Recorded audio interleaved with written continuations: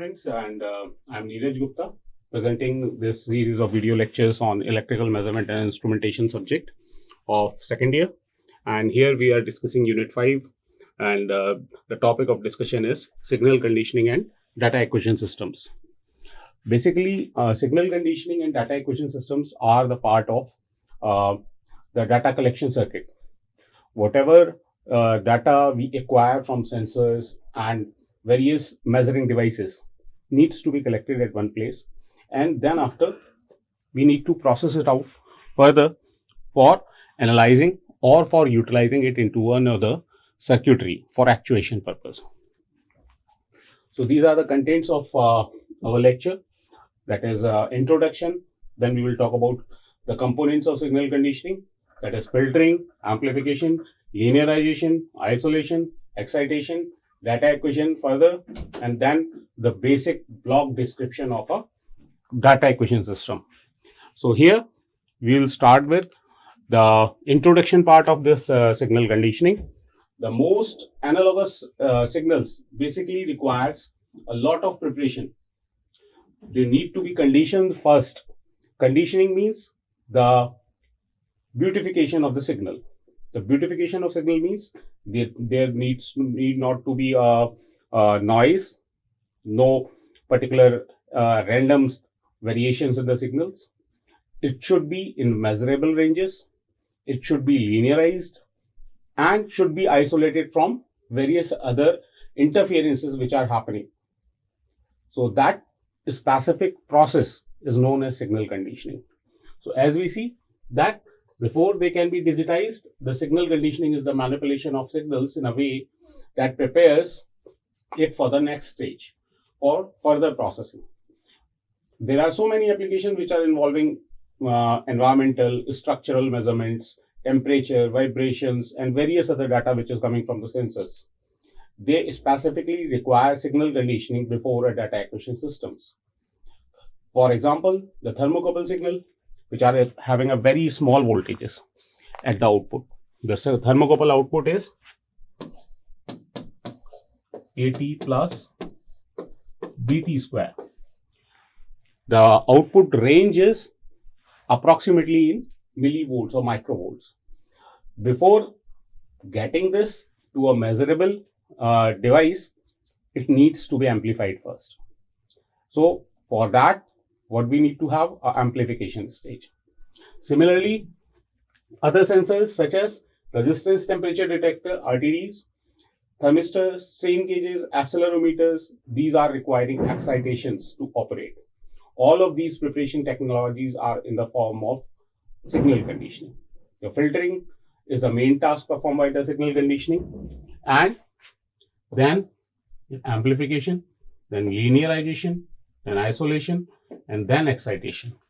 These are the main parts which are the component of a signal conditioning block. So if we talk about filtering first, filtering is a process of removal of unwanted noise frequencies from the signal itself. It could be a high frequency signal, it could be a low frequency signal, or could be a band of signal which needs to be removed from the signal so that it could be in the measurable range.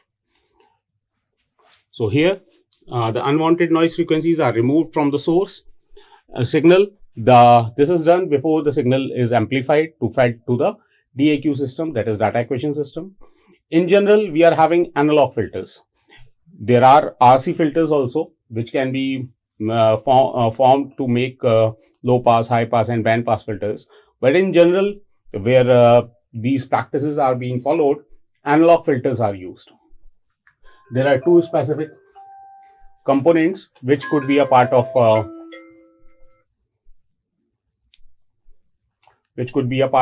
this signal filtering devices are active filters and passive filters.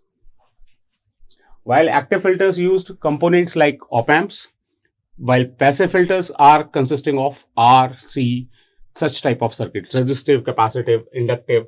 These circuits are the part of passive filters. Passive filters provide a cheaper path for filtering action. However, such filters are not suitable or not ideal for industrial application. They do not accurately attenuate the noise amplitudes, so those are not preferred. Now, in an intelligent signal conditioning module, however, integrating analog to digital converters go a long way to average out the filtering process out of any cyclical or noise appearing at the input. Then the important terms regarding the filtering process are cutoff frequencies, roll-off, and quality factor. So cutoff frequencies is the frequency beyond which the filter attenuates. If we are talking about a low pass filter, that means it will attenuate the low band of frequencies.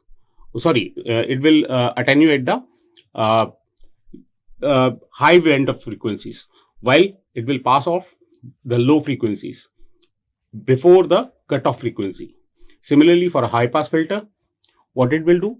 It will basically pass the high band of frequency while attenuate the low band of frequency.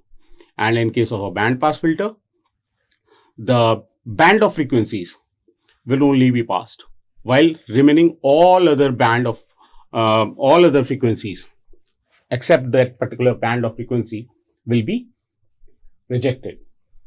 So the cutoff frequency is the frequency beyond which the filter attenuates all the other frequencies. It can be high pass or low pass cutoff frequency as required by the device. In general, the cutoff frequency is considered as frequency where the normalized gain of the signal drops below 0.707 times the maximum gain. Also, these are called as the 3 dB frequencies. Then comes the roll-off. The roll-off is the slope of amplitude versus frequency graph at the region of the cutoff frequencies. This characteristics differentiates an ideal filter from a non-ideal filter. While quality factor determines the gain of the filter, that what is particular gain of the filter, because active filters are having op-amps over there, and there are specific gains of those particular op-amps which have been set or presetted by the user or by the manufacturer, so that it can have amplification factor as well. So this factor is the gain of the filter at the resonant frequency, and the roll-off, the transfer characteristics on both sides of this resonant frequency. Then there are 4 particular kinds of filter: low pass, as I told you, high pass, band pass, and band stop. These are 4 basic classifications of filter. Low pass will pass the low band of frequencies while reject the high band of frequencies. High pass will pass the high band of frequencies after the cutoff frequency and will reject the low band of frequencies before than that. And then band stop filter will stop specific band of frequencies to pass from the input to output, while band pass will only pass the particular band of frequencies which have been given specified by the cutoff frequencies. So this is the particular description about the filtering process. So if we see, this is the original signal. You can see here that this is a noisy signal. A noisy signal basically needs to be comprising of these 2 frequencies. One is the actual signal, or could be intervened or interfered with other type of frequency. It could be a mixed signal. Then if we are talking about a low pass filter application, then what it will do, this is amplitude is higher, frequency is faster, further frequency is higher in this signal. So if we are giving it to a low pass filter, then what it will do, it will only pass this one is being passed through this. These 2 signals have been blocked because these are high frequency signals. These will be stopped over there. In a case of a high pass filter, what will happen? The high frequency signal, this will be passed. This signal will be passed at the output, while the other 2 signals will be blocked. While if we are talking about a band of frequency, if we are giving input to these, then this is the band of frequency. If we are deciding that this particular band of frequency should be passed, so if we give input to this, then only this band of frequency will pass, remaining all other will be rejected. While notch filter, that is a band stop filter, that particular band of frequency, if we are blocking it out, this particular band of frequency is to be blocked.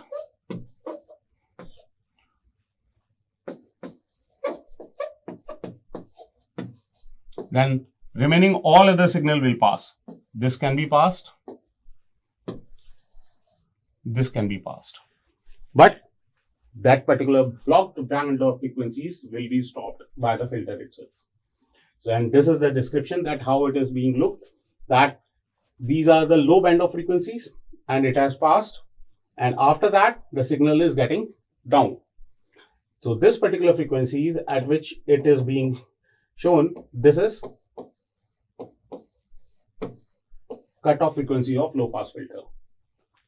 While again this is the cutoff frequency of this high pass filter.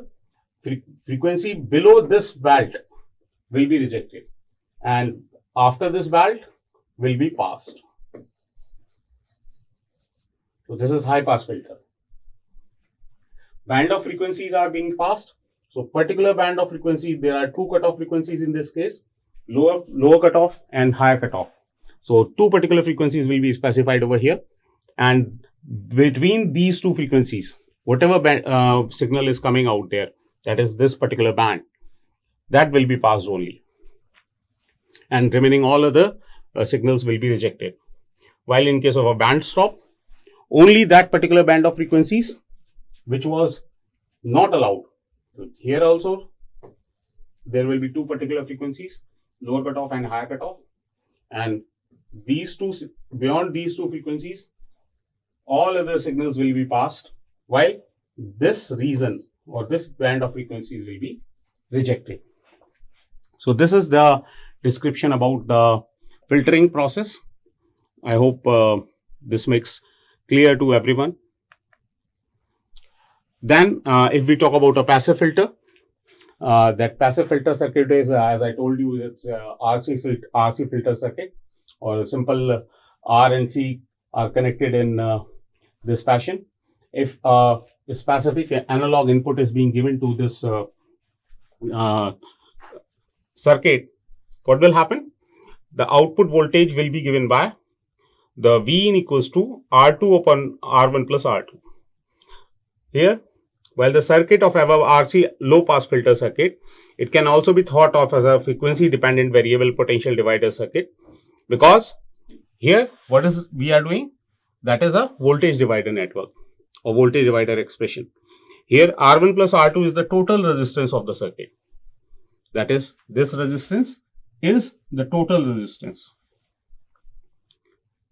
while R2 is the output resistance across which the output is being observed.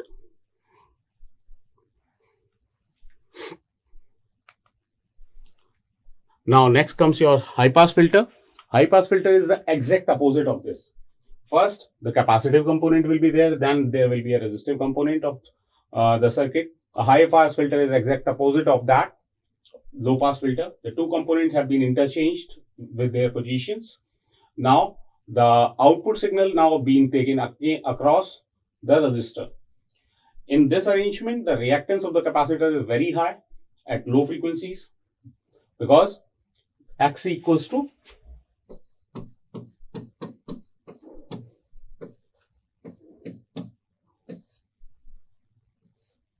one upon 2 pi Fc.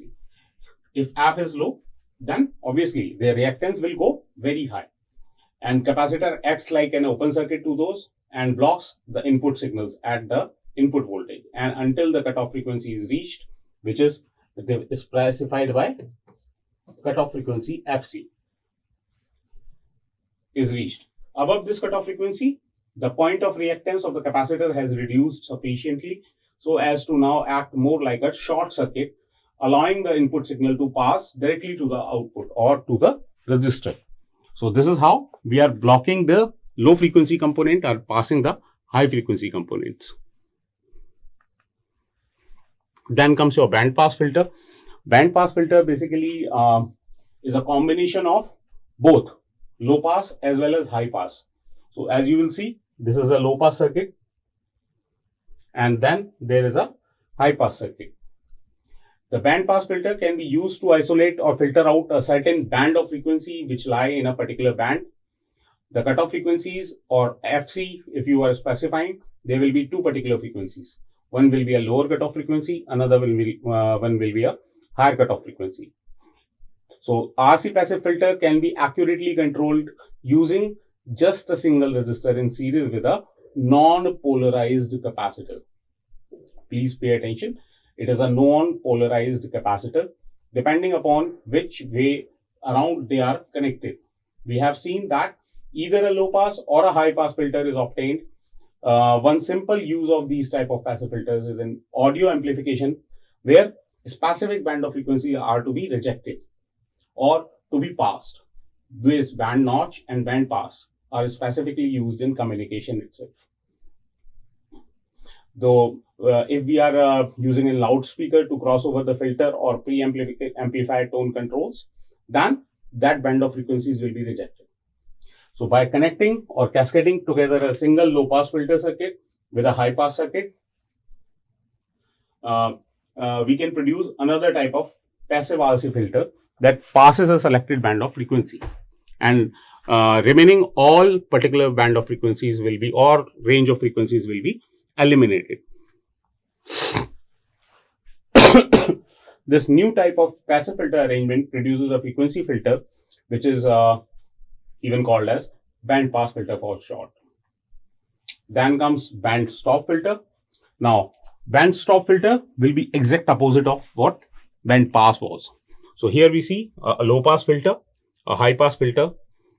This will specifically give you the lower band of frequency, and this will give you a higher band of frequencies. Again, the same case, there will be two specific frequencies which will be specified as cutoff, lower cutoff and higher cutoff.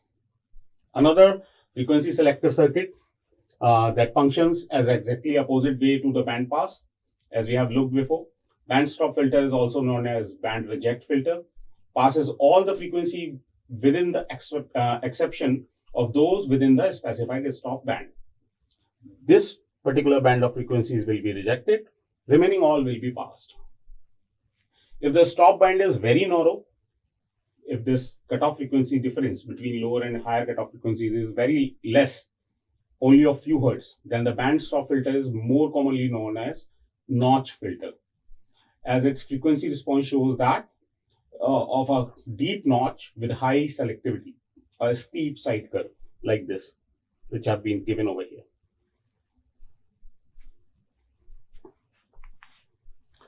Then comes another major part of a signal conditioning process, that is amplification.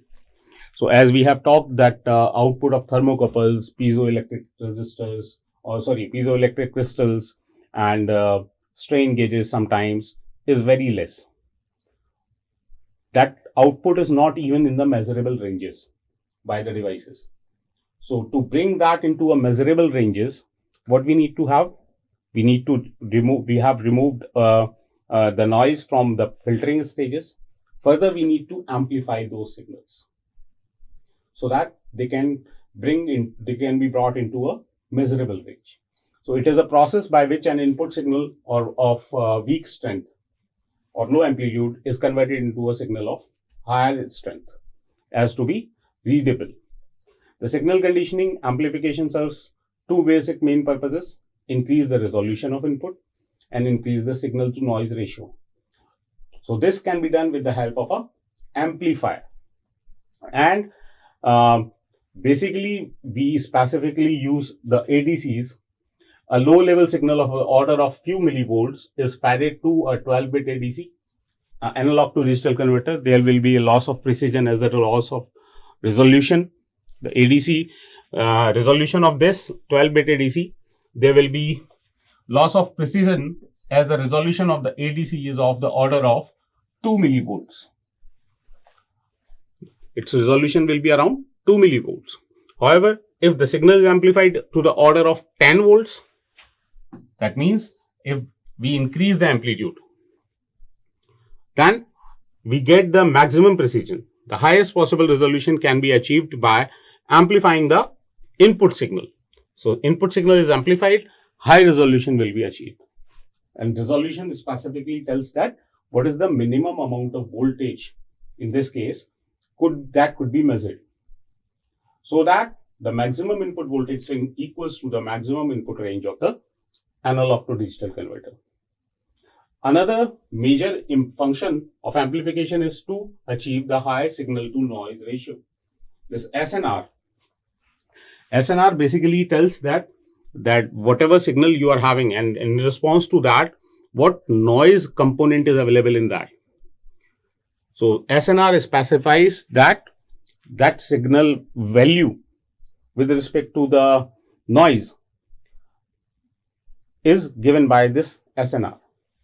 So as amplifying a signal before sending it through the cable to receiving end and enables high SNR to the noise introduction, the path having noise interferences. This ensures improved precision of measurement. If, however, the signal is amplified after the noise interferences cause low SNR, which implies the noise causes a considerable error in the input. So this is amplification, signal amplifiers classifications. Small signal type of configuration for this type of signal is common emitter configuration. And we need to have a class A amplifiers. So direct current, it works on a DC. Then large signals where amplifications are required, we use common base configurations for transistor amplifiers. These are called as class B amplifiers. These are generally used for audio frequencies. Then remaining all others can be having common collector configurations. These are combinations of class A and B, so called as class AB amplifiers, and are used for radio frequencies. Class C amplifiers are used for very high frequencies, ultra high frequencies, and SHFs. An ideal signal amplifier will have three main properties. Input resistance should be very, very high. Output resistance should be very, very low. And course of amplification, known commonly as gain, or we represent it by this A. No matter however complicated an amplifier is, a general amplifier model can still be used to show the relationship of these three properties. These three properties should always be subjected to amplifier introduction.